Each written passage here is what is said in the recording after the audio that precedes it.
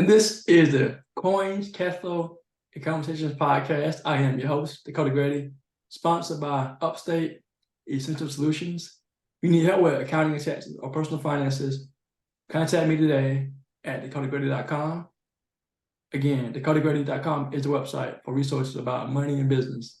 So, hey, y'all, I'm excited to have a guest today, Miss Lovely Big O. It's her, I guess, tag name, and her name is Oneshia Edens, right? Is that right? Oneshia Edens, yes. Right. So I want to have her on the show today. So Oneshia, welcome to the show and tell about who you are and what you do. All right, well, I'm Lovely Big O. As you know, I was introduced. I'm a radio personality and a stand-up comedian. What people don't realize that I also work a whole full-time job as a data analyst at Windstream. I've been with that company now for 26 years. So radio, comedian, single parent, baby, I'm a jack of all trades over here. So tell me, how did you get into the comedian space? Like, how did you go into it? Actually, me being a comedian was on accident. I had a good friend of mine that was working at church. She was working at a church, Shady Oak Baptist Church here in Greenville. And a comedian by the name of Saint Victor Terrell, was putting on a gospel comedy show at the church. And she said, I have a friend that is really funny, but she doesn't know she's funny. And she got me in touch with this guy. And he gave me 15 minutes 17 years ago on a gospel stage play at a gospel comedy show. And it was 15 minutes. That was my first comedy show, was it 17 years ago? And that's how I got started. Wow. So are you naturally funny, or do you have to come up with your own, like? Oh, no, I'm naturally funny. You know that when you deal with somebody, honey, we naturally funny. It's in me. It's, but I do come up with my own material. I normally use family, relationships, work, my son. So I do utilize the people that are in my circle. They are talked about all the time, especially my mama. So tell me, how have you been able to get into the space and be Christian? Because I don't know too many African Americans who are in the space who are African American and they comedy and they clean. I know Michael Jr. and that's it. Well, for me, it's just you ain't cussing. You ain't. I ain't said no cuss words, but I'm just saying on stage you just don't cuss. I keep everything relatable. Even with me dating, because I'm single with a vision. I tell people that all the time, honey, I'm single with a vision, honey. It may or may not be you. Tag you it, I don't know.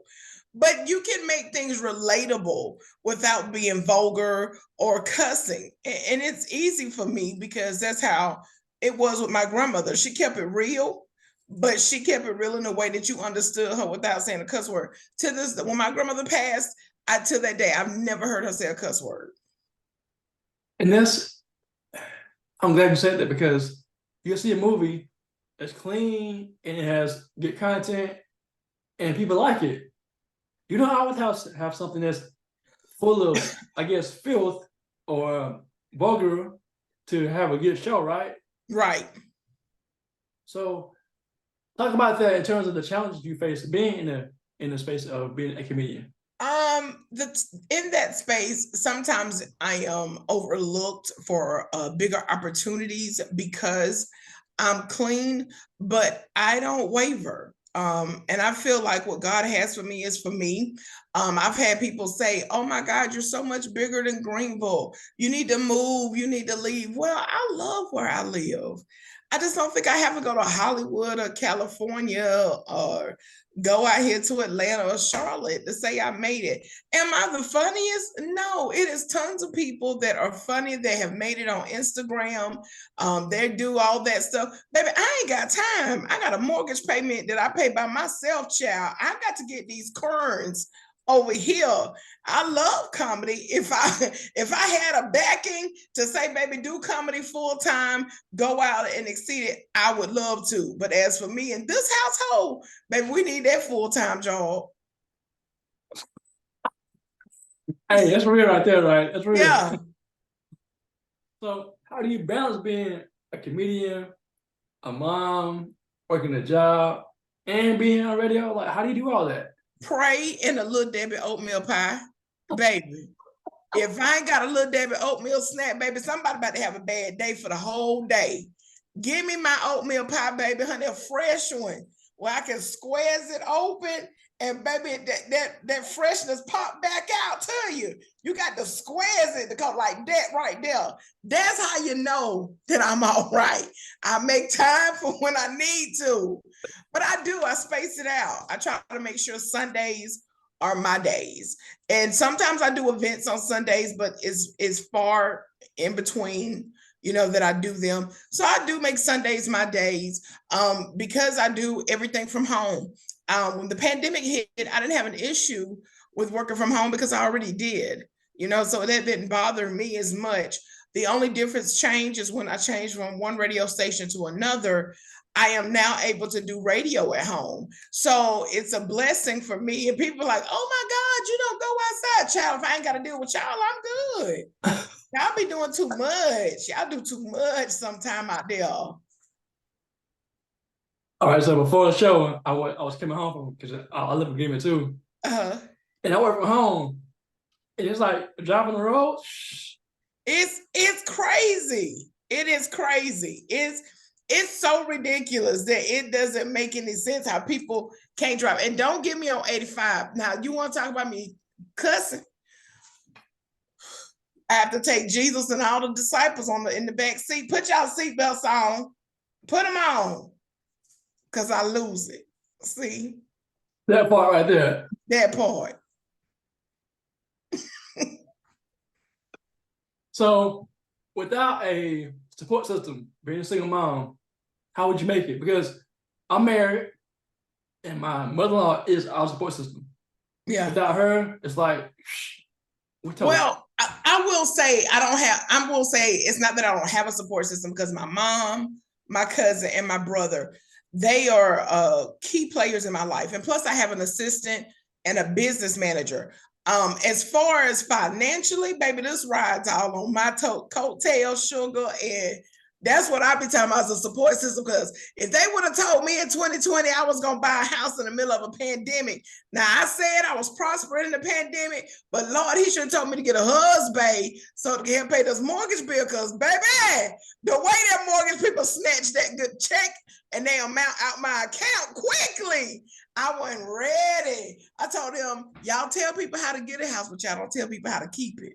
That is key. That is so key. All right, so this is a money show. Talk about that part right there, please. Oh, well, listen, I'm just saying, when people want to talk about money, get people in the house. This is the American dream. You need to make sure you get the house.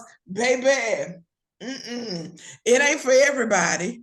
It's not. Some people are not. You can get in the house, but you have to be able to understand that there's a lot to come with the house. And I'm going to be honest with you. If someone asked me today, if you would have asked me, lovely big old, will you buy a house again? No. Baby, put me over there in that townhouse where they're going to come cut this grass and fix this Frigidaire if it break, especially being single. Now, granted, my son is in California. He doesn't, live with me, but I didn't buy the house until after he graduated from college because that was a lot, to trying to pay college tuition and make sure that I'm, taking care of my credit because I had a lot to work on as far as my own credit. Had to build myself back up. Me and the IRS, we gang banged each other. I didn't like them. They don't like me still.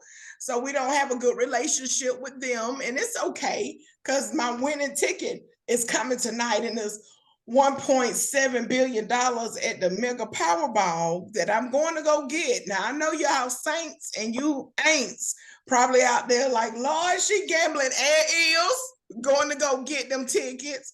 I don't care if it's a 1 in 500,000 chance. You don't know how the Lord gonna rain them numbers in my spirit.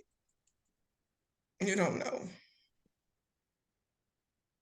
All right, so I don't play lottery, but yeah, whatever.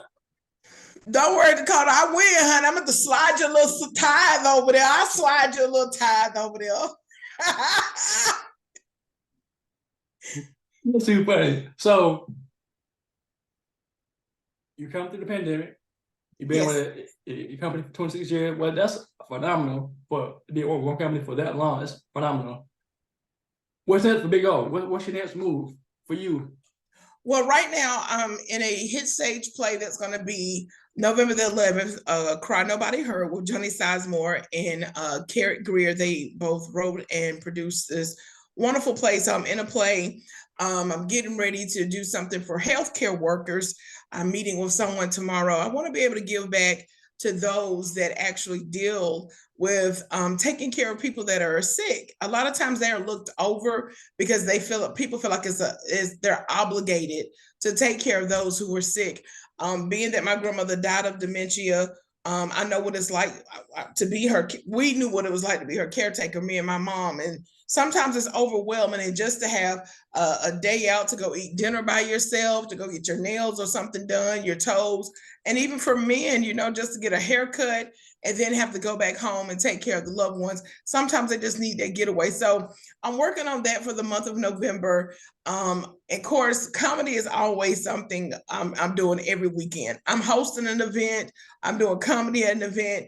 You can catch that every Friday, Saturday, and sometimes on Sundays, but not too much.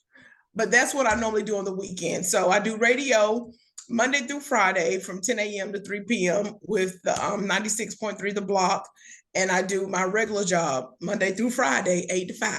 So, I'm out here working and making it do what it do, till the Lord says, come on here, girl, let me bless you real good. Awesome. So how can people find out about you online, social media, and that event is coming up? Everything is under Lovely Big O, just how it spells. You can Google it. It's going to give you my Instagram, my Facebook, my YouTube, my Twitter, might even give you my birth certificate. I don't know. Now, if it give you my social security number, you can't use it because it ain't good. So don't even worry about it.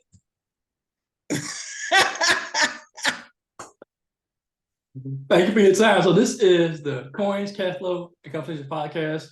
I got a freebie. If you want to learn how to invest your money, check out my website at dakotagrady.com for a free checklist about if you're ready to invest. Check it out, dakotagrady.com. And this is the Coins, Cashflow, and Conversations podcast. Thank you for your time, Big O. You're welcome, Dakota. Thanks for having me.